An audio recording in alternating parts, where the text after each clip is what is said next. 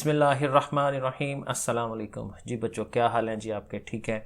अच्छा भाई बच्चों, आज आप लोगों के लिए एक बड़ी ही अहम वीडियो होगी, क्योंकि ये अभी मैं आपको बताऊंगा पेपर पैटर्न कि आपका जो पेपर है वो किस तरह से आ रहा है और उसको आप कैसे बेहतर अंदाज में अटेम्प्ट कर सकते हैं। ठीक है जी, तो इसको हम शुरू करते हैं। सबसे पहले तो MCQs है। तो ये MCQs का पैटर्न या उसका पेपर जो है ना, ये आपके सामने है। ये बेसिकली 20 मिनट इसके लिए होते हैं और 15 नंबर हैं और 15 ही MCQs आपके सामने मौजूद होते हैं। और ज़ाहिर है इसको आपने फिलिंग करनी होती है, जो करेक्ट ऑप्शन है, सही ऑप्शन है, उसको आपने फिल कर लेना होता है। तो 15 नंबर के लिए आपने 20 मिनट काम करना है और 20 मिनट के अंदर अंदर आपने देखना है कि कौन सा सही है कौन सा गलत। अब मेन चीज़ ये है कि आपने इसकी तैयारी कैसे करनी है। तो तैयारी के लिए इसका जो बेस्ट ऑप्शन है ना, वो है पास्ट पेपर्स, या जिसको हम कहते हैं मॉडल पेपर। वो आपने ले लेने हैं। अक्सर स्कूलों वालों ने लगवाए होते हैं, ठीक है। नहीं अगर लगवाया हुआ तो आप प्राइवेटली अपने पास रख लें घर में लेके, क्योंकि मुझे पता है, पर्सनल एक्सपीरियंस है, इससे तैयारी आपकी बेहतरीन हो जाती है। तो ज़रूर मॉडल पेपर या जो पास्ट पेपर होता है इसको ज़रूर अपने पास रखें। फिर उसको जब आप खोलेंगे ना, तो उसने चैप्टर वाइज MCQs बनाए होंगे, और MCQs में आपको पता है इतना टाइम नहीं लगता, आप उसको रीड करते जाएं, पढ़ते जाएं। ये MCQs रिपीट होते हैं, ठीक है। तो इसलिए इसके अंदर कोई बहुत ज़्यादा मेहनत नहीं चाहिए होगी। हर चैप्टर का जो उसने MCQs बनाए होंगे ना, वो आपने एक तो उनको पढ़ लेना है, समझ लेना है, और फिर आगे उसने जो पास्ट पेपर्स के MCQs भी बनाए होंगे, तो वो भी 3-4 आपने वहाँ से भी पढ़ लेने हैं। तो ये टाइम आपने उस पर लगाना है। को बहुत ज़्यादा टाइम नहीं लगेगा, लेकिन आपके MCQ बेहतरीन किस्म के रेडी हो जाएंगे। और इसके लिए कोई ख़ास पैटर्न नहीं है कि जी किस चैप्टर में कितने आएंगे। तकरीबन हर चैप्टर में से एक एक MCQ जो है वो ले रहा होता है, लेकिन इसकी ये भी कोई ज़रूरी नहीं है, ठीक है। तो वो आप ओवरऑल जनरल ही तैयार करें। ये मत देखिएगा कि किस चैप्टर में से कितने आ रहे हैं, ठीक है। ये आपके सामने ये सारे MCQs हैं। अब ज़ाहिर मैं ये भी पढ़ूंगा नहीं, क्योंकि इसमें तो बड़ी सारी चीज़ें हैं। ये किसी और टाइम में मैं आपको इसका एक्सप्लेन करने की कोशिश करूँगा। तो ये बात होगी MCQs के ऊपर। अब चलते हैं बाकी पेपर के ऊपर। तो ये है जी आपके सामने बाकी पेपर। अब ये जो है ना, ये तकरीबन 2 घंटे और 10 मिनट आपके पास टाइम होता है, ठीक है। और इसको हम कहते हैं सब्जेक्टिव पेपर, उर्दू में इंशाइया कहते हैं, क्योंकि ज़ाहिर इसमें लिखना होता है, ज़्यादा डिटेल्ड लिखना होता है, ठीक है जी। और इसमें आपके पास 3 पोर्शन होते हैं शॉर्ट क्वेश्चंस के। ये जो क्वेश्चन नंबर 2 आपके सामने ये नज़र आ रहा है, कोई से 6 सवालात के मुख्तलिफ जवाब दें, ठीक है जी। 12 नंबर, ज़ाहिर है 6 सवाल आपने अटैम्प्ट करने हैं, तो 2-2 नंबर के सवाल होते हैं। और ये 9 सवाल होते हैं, ये आपके सामने है, 9 क्वेश्चन है। और ये नॉर्मल रूटीन ये होती है कि पहले चैप्टर में से 3 आते हैं, दूसरे चैप्टर में से 3 आते हैं, और तीसरे वाले में से 3 आते हैं। लेकिन अगेन उसको वो थोड़ा बहुत चेंज कर जाता है। मसलन यहाँ देखें तो ये उसने लिखा हुआ डिफाइन रेडिकल इक्वेशन, और दूसरा क्वेश्चन है सॉल्व क्वाड्रेटिक इक्वेशन को हल करना है। उसके बाद वो आगे डिस्क्रिमिनेंट पे चला जाता है, जो कि चैप्टर 2 में है। तो चैप्टर 1 में से उसने सिर्फ 2 दिए हैं, और चैप्टर जो 2 वाला है उसमें से उसने 4 क्वेश्चंस दिए हैं। ये जो हमजाद मसावाते हैं, साइमल्टेनियस इक्वेशन, तो यहाँ तक ये 6वें सवाल तक जो है ये दूसरे चैप्टर में चला गया। 4 क्वेश्चन वो वहाँ ले गया, और आगे वाले जो लास्ट 3 क्वेश्चन हैं वो उसने 3rd चैप्टर में से दिए हैं।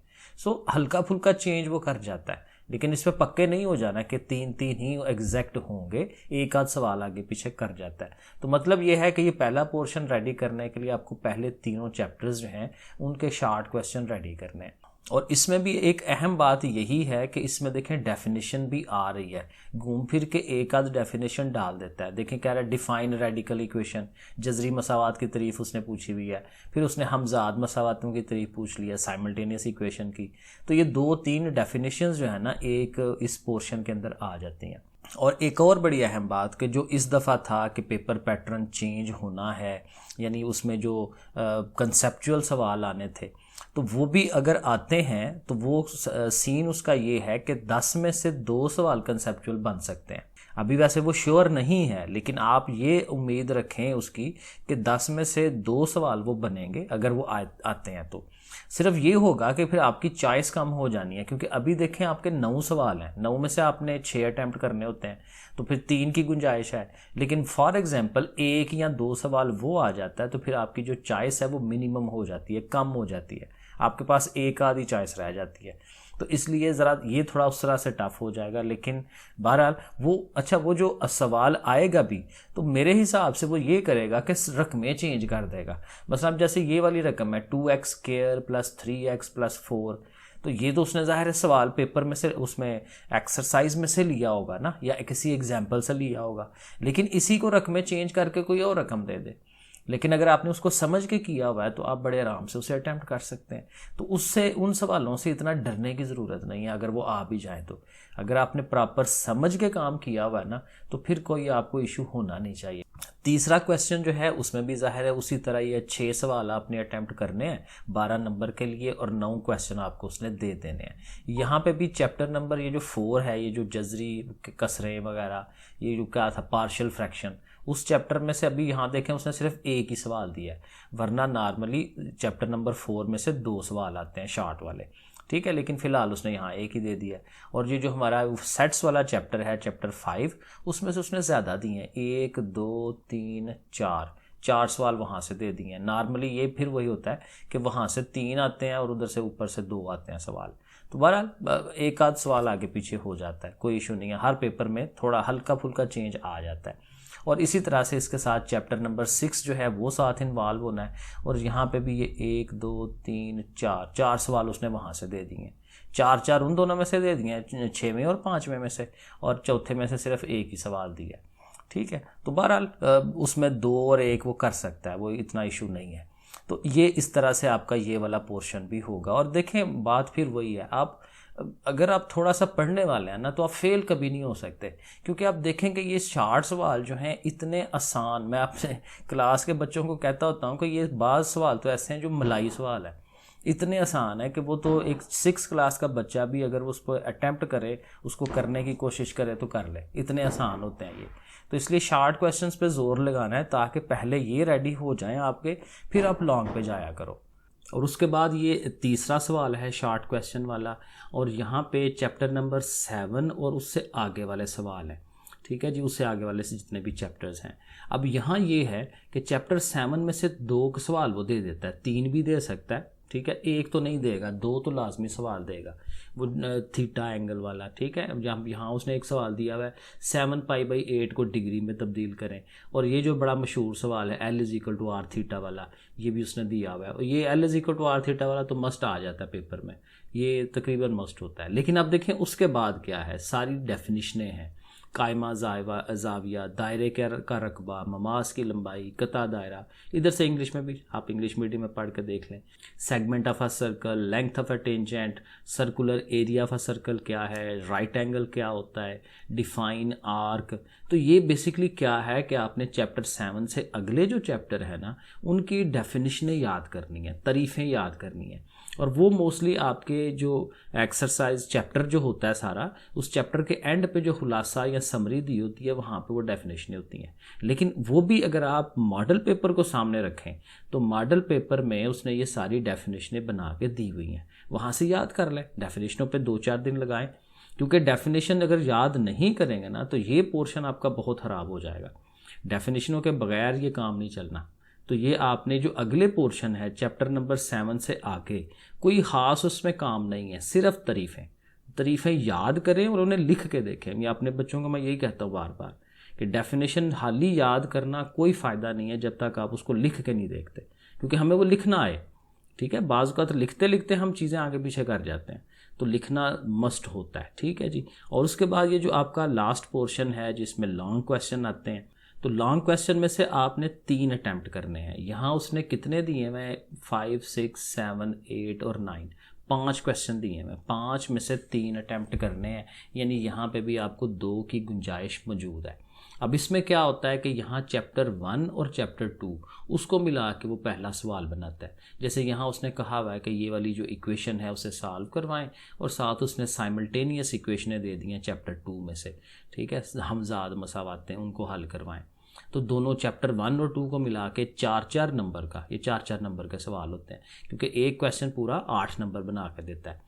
ठीक है, तो एक वो है। फिर चैप्टर 3 और 4 में से एक सवाल बन जाएगा, 3 में से एक पार्ट आ जाएगा और 4 में से एक पार्ट आ जाएगा। ये देखें यहाँ उसने कहा कंपोनेंटो डिविडेंडो थ्योरम लगाए और साथ उसने पार्शियल फ्रैक्शन का एक सवाल दे दिया, 4 नंबर। ठीक है, और उसके बाद क्वेश्चन नंबर जो 7 है, यहाँ पे आपका चैप्टर 5 और 6 उसको मिला के, और इसको तो ज़ाहिर ज़रूर करना चाहिए क्योंकि चैप्टर 5 और 6 हैं भी आसान और ये आपको काफ़ी ज़्यादा नंबर देते हैं, शॉर्ट में से भी और लॉन्ग में से भी। तो चैप्टर 5 6 लाजमी करें। अब ये जो पहले 3 सवाल है ना, आप मेरे ख्याल से आपको मेन फोकस इन तीनों पे रखना चाहिए लॉन्ग के लिए। ठीक है, ये 3 जो है अच्छी तरह से करें क्योंकि इनमें से 2 आपने करने हैं, एक ही गुंजाइश रहेगी आपके पास, और एक तो आपने थ्योरम वाला करना है। 3 क्वेश्चन हो जाते हैं। तो क्वेश्चन नंबर 8 जो है ये एक किस्म का ख़राब इसलिए हो जाता है कि यहाँ पे जो पहला पोर्शन है ना, ए पार्ट, वो तो चैप्टर नंबर 7 में से आता है, ज़ाहिर साइन कॉस टैन वाले सवालों इसमें आते हैं और वो हम कर भी लेते हैं। लेकिन उसके साथ जो सवाल है ना, वो चैप्टर नंबर 13 में चला जाता है, और चैप्टर नंबर 13 वाला जो सवाल है वो प्रैक्टिकल ज्योमेट्री है, जो अक्सर हम नहीं करते। ठीक है, और अगर करना भी हो तो अच्छा खासा लंबा टाइम लगता है, गलती के चांसेस ज़्यादा हो सकते हैं, प्रॉब्लम्स आती हैं इसमें। तो इसलिए मैं कहता हूँ कि अपने आप को सिक्योर करने के लिए ना पहले 3 सवालों पे ज़्यादा फोकस करें, यानी चैप्टर नंबर 1 से लेके चैप्टर 6 तक। वहाँ से आप कोशिश करें कि वहाँ से आपके 2 अटैम्प्ट हो जाएं। और क्वेश्चन नंबर 9 जो है वो तो ज़ाहिर है आपका थ्योरम वाला है, वो तो मस्ट है, वो लाजमी करना है। ठीक है, इसको जो क्वेश्चन नंबर 9 को मिला के 2 सवाल और, यानी कि इसको मिला के टोटल 3 सवाल आपने लॉन्ग करने होते हैं। 9 अगर हम कर लेते हैं तो उसके अलावा 2 सवाल अटैम्प्ट करने हैं। तो इसलिए मैं कह रहा हूँ कि जो पहले 3 है ना, क्वेश्चन नंबर 5 6 और 7, इनमें से 2 कर लें और एक आपका ये जो क्वेश्चन नंबर 9 है यहाँ से अटैम्प्ट हो जाता है। और इसमें आपके जो थ्योरम है वो चैप्टर नंबर 9 के थ्योरम आप करते हैं और चैप्टर नंबर 12 के करते हैं। एक थ्योरम 9 में से आ जाता है, एक 12 में से आ जाता है, और उसमें आर होता है या होता है। तो इसलिए हम नॉर्मली यही करते हैं, किसी एक चैप्टर के थ्योरम्स जो हैं वो रेडी कर लेते हैं, चाहे चैप्टर नंबर 9 कर लें या 12 कर लें। लो जी, तो ये आपके सामने पूरा पेपर है। ठीक है, अब ये उम्मीद है आप लोगों को काफ़ी सारी समझ आ गई होगी किस तरह से करते हैं। और जो आपको ये नई नई अपलोड करके दे रहे हैं ना कि जी पेपर इस तरह से हो गया, उस तरह से हो गया, कुछ भी चेंज नहीं हो रहा। जैसे पुराना पैटर्न चलता आ रहा है वैसे ही पेपर आना है। ठीक है, डरना नहीं है कि पता नहीं इसमें क्या चेंजेस आ गई हैं, कोई चेंजेस नहीं आई, पहले की तरह ही पेपर है। ओके, फिर बच्चों अपना ख्याल रखें, मुझे भी दुआ में याद रखें। अल्लाह हाफिज़।